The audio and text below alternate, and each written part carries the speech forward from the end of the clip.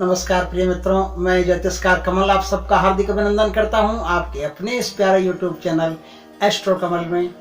आज हम बात करेंगे चित्त की वृत्तियों पर। चित्त की वृत्तियां किस तरह से शून्य होती है। एक मेरे मित्र हैं जो बहुत अच्छी साधना करते हैं, गहन साधनाओं में डूबे रहते हैं, दिल्ली से है, अनिल पाथौर उनका नाम है। वो एक दिन मुझे फ़ोन करते हैं और कहते हैं कि बड़ी समस्या है। मैंने कहा क्या समस्या है? ज़िंदगी ही समस्या का दूसरा नाम है। आपकी कौन सी समस्या आ गई वो बताइए। तो वो कहते हैं कि मैं घर परिवार में रहता हूँ। वो एक नहीं, ये सार्वभौम प्रश्न है कि आप घर परिवार में रहते हैं, नौकरी करते हैं, व्यवसाय करते हैं, हजारों लोगों से आपका मिलना जुलना रहता है।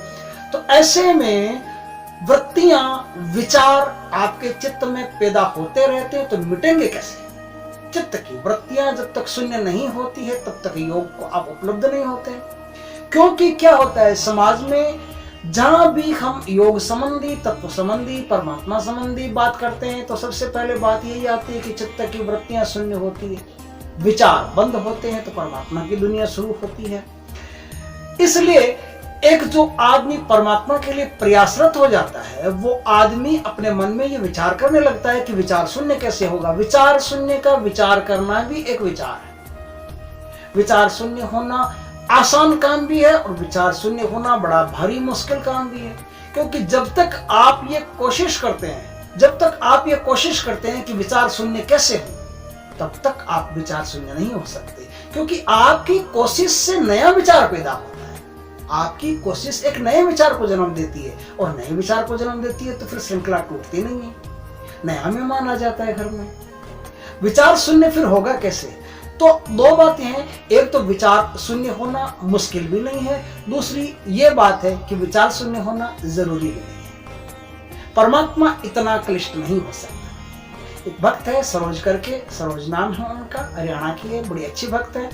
वो सत्संग काफी होती रहती है। सत्संग में एक बार वो हमसे कह रही थी कि भैया आप जो बातें बता रहे हो, क्योंकि सत्संग में क्या होता है, कभी काल चक्र की, कभी द्वैत की, कभी अद्वैत की, ऐसी बड़ी बड़ी बातें होती है। ये बातें जो है वो बहुत बड़ी बड़ी बातें हैं। इतना लेंथ इनका ऊंचा हो जाता है कि आम आदमी के ऊपर से निकलना शुरू हो जाती है।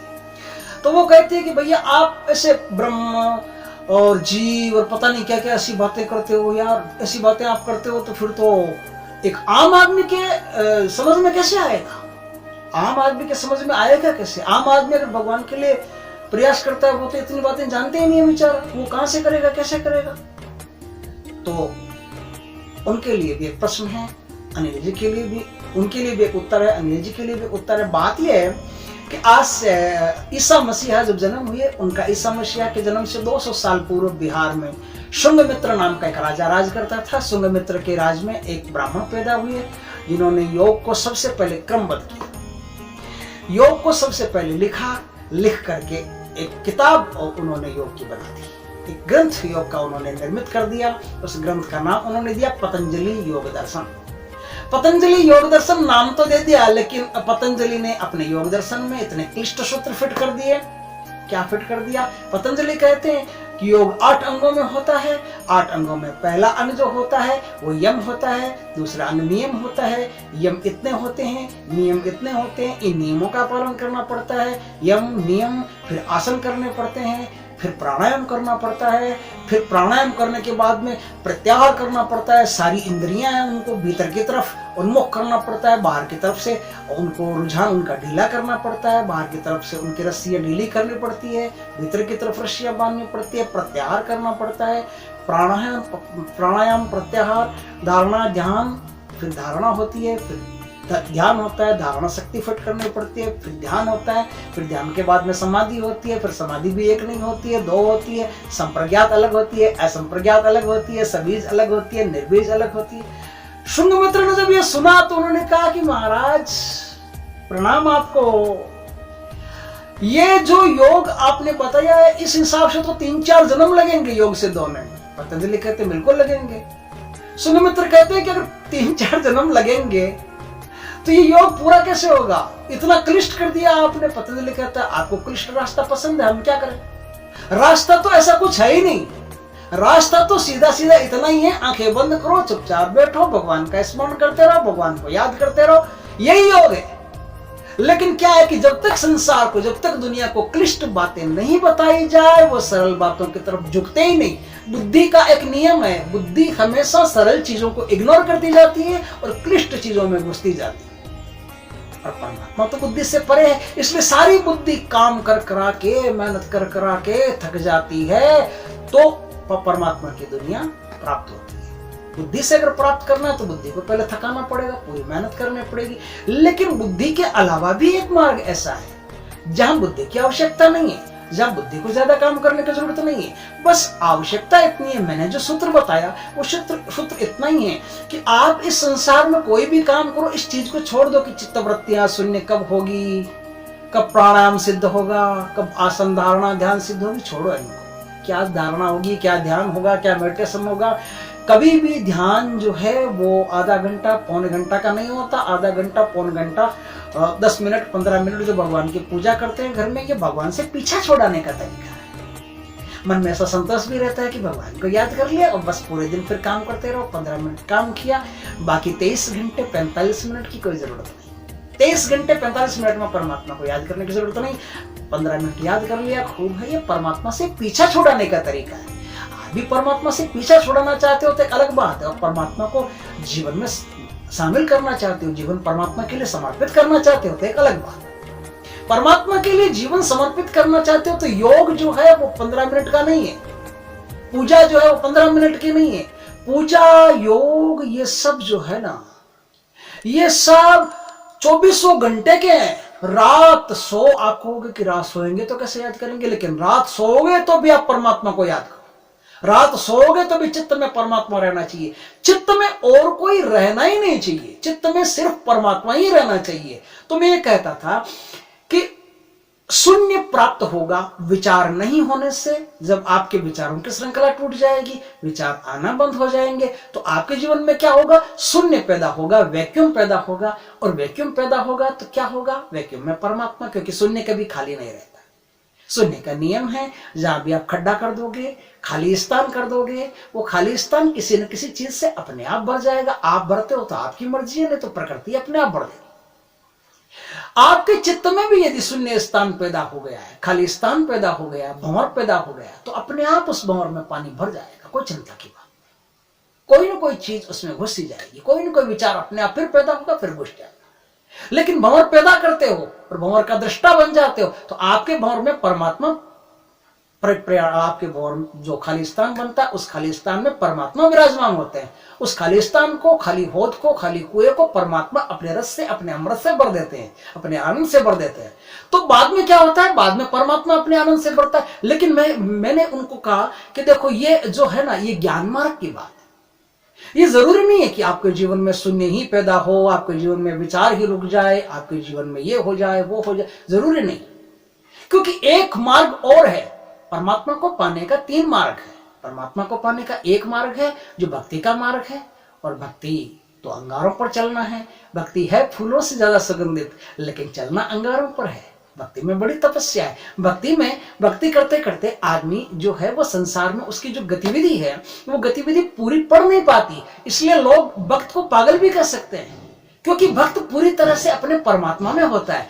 आप अपने चित्त को पहले ही परमात्मा से भर लो। क्या जरूरत क्या है चित्त के शून्य करने की। चित्त को शून्य करने के बाद में ज्ञान मार्गी जो है, उनके जीवन में, उनके चित्त में परमात्मा प्रकट होते हैं, उनके चित्त में परमात्मा विराजमान होते हैं। लेकिन जो भक्त होता है वो चित्त शून्य की परवाह नहीं करता। भक्त जो होता है वो पहले ही परमात्मा से ही भर लेता है। वो कहता है जो विचार आते हैं परमात्मा के ही आते हैं।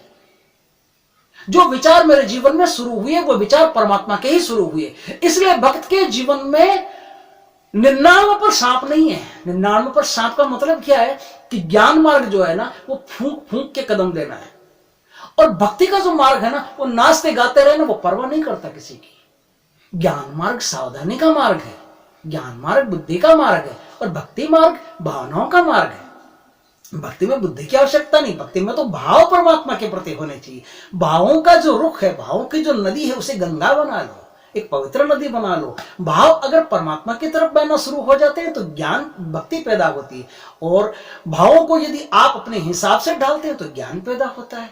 ज्ञान के क्षेत्र में सबसे बड़ी बाधा है कि सावधानी हटी और दुर्घटना घटी। ज्ञान के क्षेत्र में जब आदमी पूर्णता को प्राप्त होने ही वाला होता है कि ठीक उससे पहले जीवन में शैतान पैदा होता है। शैतान क्या है? जो मन है आपका, वो मन मरेगा तो परमात्मा पैदा होगा, मन नहीं रहेगा। मुसलमानों में एक शब्द आपने सुना होगा, अमन। अमन का मतलब क्या होता है? वो अमन को शांति कहते हैं, अमन को शांति कहते हैं। सनातन में हिंदी डिक्शनरी में भी एक शब्द है, जहां शांति होती है वहां मन नहीं होता, मन होता है तो शांति नहीं होती। मन, जब तक मन है तब तक शांति का कोई काम नहीं। मन में शांति नाम की चीज ही झूठी है, क्योंकि मन है तो शांति नहीं, मन नहीं है तो ही शांति पैदा होती है। आप समझ रहे होंगे मैं क्या कह रहा हूं?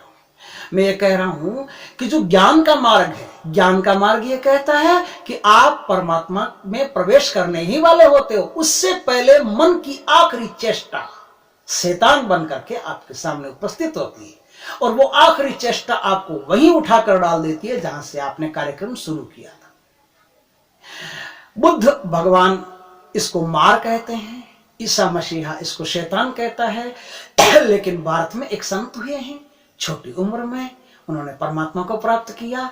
उन्होंने एक आविष्कार किया। महाराष्ट्र के एक बहुत ही प्यारे संत ज्ञानेश्वरी नाम की एक टीका लिखी गीता पर, बहुत प्यारी टीका है। कभी पढ़ने का काम पड़े तो जरूर इसको ले आना। गीता प्रेस गोरखपुर की पुस्तक है, ज्ञानेश्वरी टीका है, गीता पर टीका लिखी है।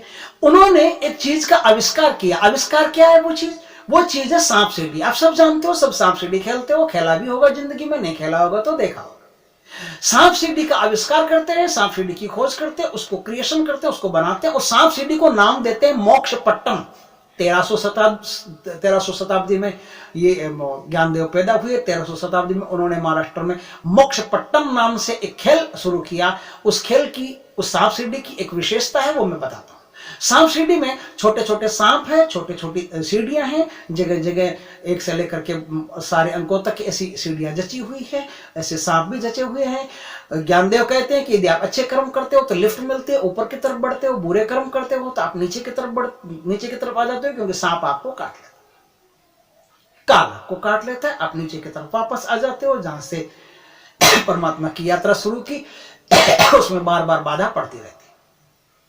लेकिन उस खेल की एक विशेषता है, उस खेल में एक सबसे बड़ी प्यारी बात है, वो मैं आपको बता देता हूं। उस खेल में सबसे विचित्र बात यह है, सबसे प्यारी बात यह है कि ज्ञानदेव ऐसा कहते हैं कि जो 100 का अंक है, 100 के अंक में खेल पूरा हो जाता है। यदि आपकी जो गोटी है वो 100 के अंक पर पहुंच गई, 100 के अंक पर पहुंच गई, पहुंचते ही आपका खेल पूरा हो जाता है। लेकिन अगर 99 पर है तो 99 पर 100 से 1 नंबर पहले एक ऐसा सांप वहां बना हुआ है जो इतना लंबा है कि आपको 6 पर लाके छोड़ देता है। आप समझ गए होंगे। परमात्मा की दुनिया 100 नंबर पर, और परमात्मा की दुनिया से पहले 99 नंबर पर एक सांप है, जिससे आपको पूरी तरह से सावधान रहना पड़ता है। जब सफलता प्राप्त होने ही वाली होती है, संबोधि प्राप्त होने ही वाली होती है, तो उससे ठीक पहले आपको पूरी तरह से सावधान हो जाना है, क्योंकि यही वो सांप है जो आपको काट लेगा, जो आपको काट लेगा और ले जाकर 6 नंबर पर छोड़ देगा। 6 नंबर क्या? लोभ, मोह, मद, ईर्ष्या, अहंकार। ये जो काम, क्रोध, लोभ, मोह, मद, ईर्ष्या, अहंकार, जो 6 शत्रु होते हैं मनुष्य के, ये 6 शत्रुओं में ले जाकर के वापस डाल देता है और वासनाओं के जाल में इस संसार में उलझा करके वापस रख देता है। आपको मोक्ष प्राप्त नहीं होने देता, इसलिए मोक्ष पट्टम उसका नाम। ये सारी बात ज्ञान के जो लोग हैं, ज्ञानी लोग हैं, ज्ञान मार्गी हैं, उनके लिए। लेकिन एक और कलाकार है, नामदेव, उनके साथ रहते हैं। उनको कोई मतलब नहीं है 100 पर क्या है, 98 पर क्या है। वो तो परमात्मा में इतने मस्त है कि कभी मार की, शैतान की परवाह नहीं करते। मीराबाई है, मीरा कभी सांप की, शैतान की परवाह नहीं करती। मीरा कभी जिक्र नहीं करती कि ऐसा भक्ति में आता है, सांप आता है, शैतान आता है, कोई जिक्र नहीं करती। वो तो कहती है कि यदि सांप भी आया तो परमात्मा आया, और यदि शैतान भी आया तो परमात्मा आया। परमात्मा के अलावा मैं और किसी को देखती ही नहीं, देखते ही खाली परमात्मा को। परमात्मा के अलावा मेरी दृष्टि और कहीं जाती ही नहीं। तुलसीदास भी भक्ति मार्गी है। तुलसीदास की रामायण पर भरोसा करना, एकदम विश्वास करना इतनी आसान बात नहीं है, क्योंकि तुलसीदास तो भगवान के अनन्य भक्त हैं, और अनन्य भक्तों की बातों पर संसार में विश्वास कर लेना नहीं होता। राम सुखदास जी है, बड़ी प्यारी बातें करते हैं, लेकिन राम सुखदास जी भी अनन्य भक्त है। अनन्य भक्त के चित्त से संसार के लिए क्या निकलेगा इसका कोई ठीक नहीं है। ये ठीक जो है ना वो खाली ज्ञान मार्ग ही बता सकते हैं। उनके तो बात बात में प्रेम है, बात बात में आंसू है, बात बात में करुणा है, बात बात में एक भाव है जो परमात्मा की तरफ ही बहता है और कहीं जाता ही नहीं। तो वो क्या संसार की बात करेंगे आपसे? संसार की बात नहीं कर सकते। भक्त संसार की बात कर ही नहीं सकता, और संसार की बात अगर भक्तों से समझते हो तो आपसे बड़ा गुमराह होने वाला आदमी और कोई नहीं। संसार की बात परमात्मा से संबंधित अगर सुननी हो तो ज्ञानियों से सुनो, क्योंकि भक्तों के पास बात नहीं है। भक्तों के पास तो मैं खाना है, मस्त मैं खाना। यह है मस्तों का मैं खाना। वो मस्तों का मैं खाना, वो तो पीते हैं और मस्त रहते हैं, अपने प्रभु नाम का जाम पीते हैं और मस्त रहते हैं। तो जो मस्त रहते हैं प्रभु नाम के जाम में, क्योंकि तुलसीदास क्या कहते हैं, उनकी दृष्टि क्या है? तुलसीदास कहते हैं कि सिया राम मैं सब जग जानी, करहु प्रणाम जोरि जुग पानी। मैं तो अपने राम और सिया को ही सब जगह देखता हूं, उनको कुछ दिखता ही नहीं। उनको कोई मां से मतलब नहीं, कोई योग से मतलब नहीं, किसी और से मतलब नहीं, किसी चीज से लेना देना नहीं। उनको तो सिर्फ परमात्मा ही दिखता है। तो परमात्मा ही सिर्फ दिखता है, वो मार्ग भक्ति का मार्ग है।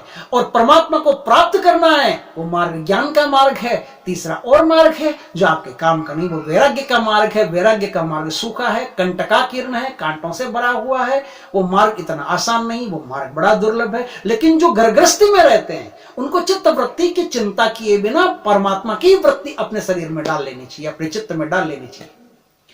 पहले से ही यदि परमात्मा रहेगा तो चित्त वृत्तियां शून्य करने की फिर आपको आवश्यकता नहीं। वृत्ति एक ही है, वो परमात्मा। दूसरी कोई वृत्ति नहीं है, दूसरा कोई विचार ही नहीं है। विचार खाली परमात्मा, एक परमात्मा, एक ही परमात्मा जब विचार बन जाता है तो चित्त की वृत्तियों को फिर अलग से शांत करने की आवश्यकता नहीं पड़ती। एक गांव में कुम्हार था। कुम्हार बड़े प्यारे घड़े बनाता था, इतने सुंदर, इतने प्यारे, इतने ठंडे कि उनका पानी पी करके अमृत जैसा आभास होता था आदमी को।